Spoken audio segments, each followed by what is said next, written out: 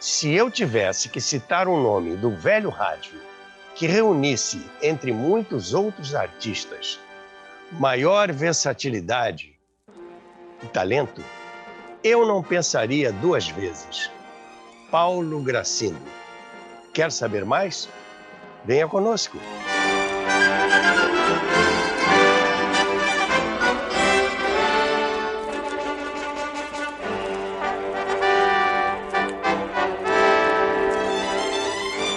Ele foi um radialista importante desde o final dos anos 30, emocionando os ouvintes através das radionovelas, nos fazendo rir nos quadros de humor, conduzindo os programas de auditório ou embalando os carnavais ao som das marchinhas que ele compôs com muito talento.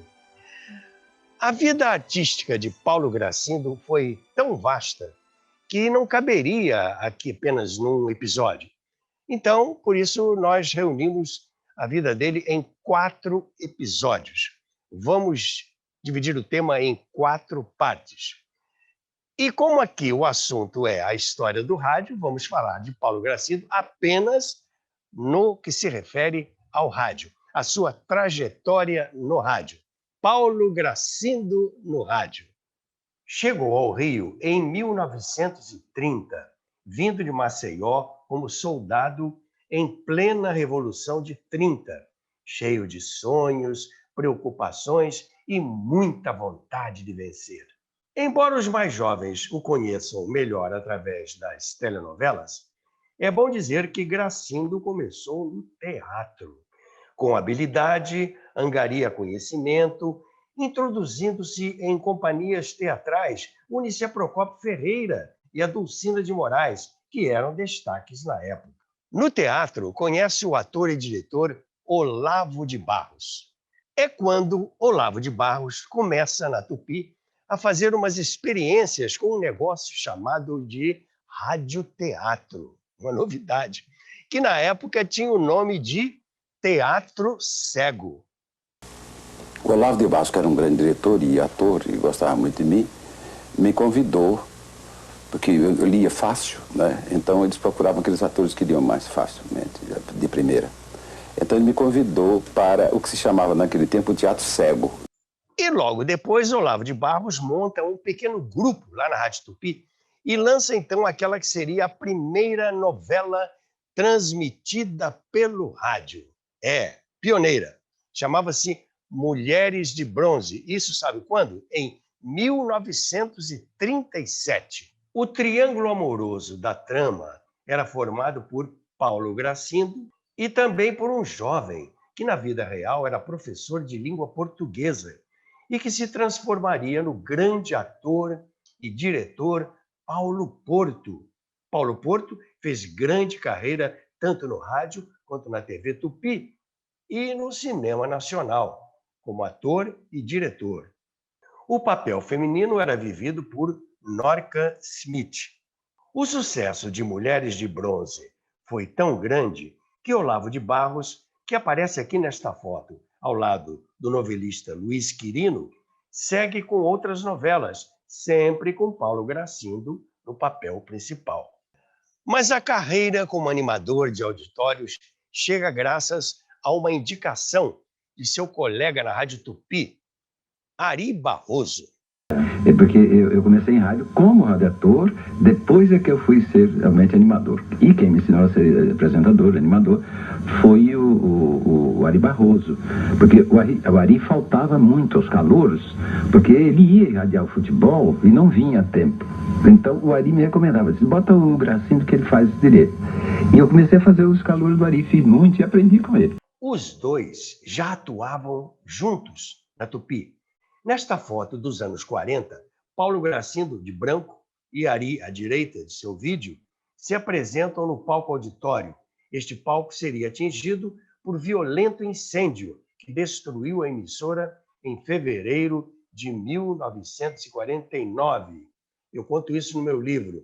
E é um dos poucos registros que restaram daquele lindo auditório.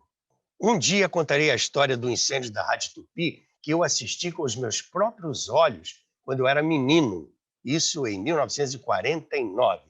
Mas, voltando a Paulo Gracindo, cada vez mais o seu prestígio ganhava novos status, graças também à participação dele em filmes. Em meados dos anos 40, a direção da Tupi decide criar um programa de auditório, num horário inédito, 11 da manhã a 1h30 da tarde. Chamava-se Rádio Sequência G3, uma ideia do radialista Gilberto Martins, que logo emplaca sob o comando de Paulo Gracindo, que pertencia ao Rádio Teatro, mas foi chamado para comandar este programa. Aí surge dessa maneira o programa Paulo Gracindo. O programa Paulo Gracindo nasceu na Tupi. Ele veio da Tupi para a Rádio Nacional. E na Tupi mesmo, ele tem uma equipe engraçadíssima. Hoje, dito hoje, né? Porque quem escrevia a comicidade era o Manuel de Nóbrega, né? Silvino Neto também. Silvino Neto que escrevia, os dois escreviam. O meu contra-regra é o Jorge Veiga, que é todo dia, para o seu Paluja, eu vou cantar. Eu digo, não, Jorge, ainda não vai cantar, não.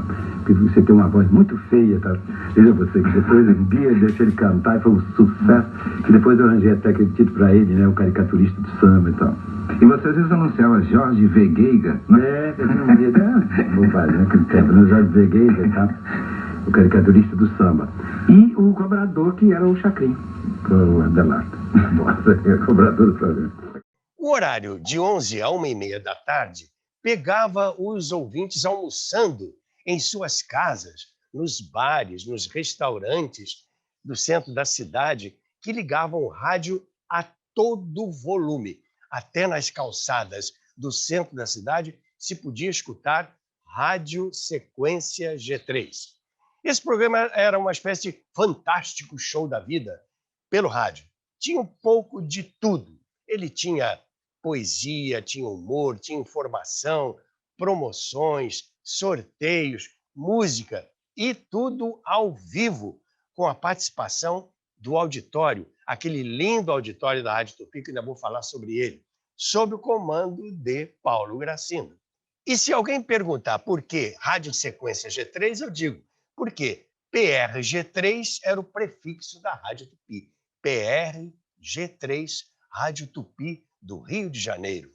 O sucesso de Paulo Gracindo nos programas de auditório da Rádio Tupi foi tão grande que ele passou a ter participação na bilheteria, conforme encontrei noticiado na revista O Cruzeiro, de 12 de abril de 1947. O cronista e radialista Fernando Lobo, pai do Edu Lobo, assim escreveu em suas colunas, aspas, foi um sucesso na primeira segunda-feira em que o galã apareceu comandando o grande show.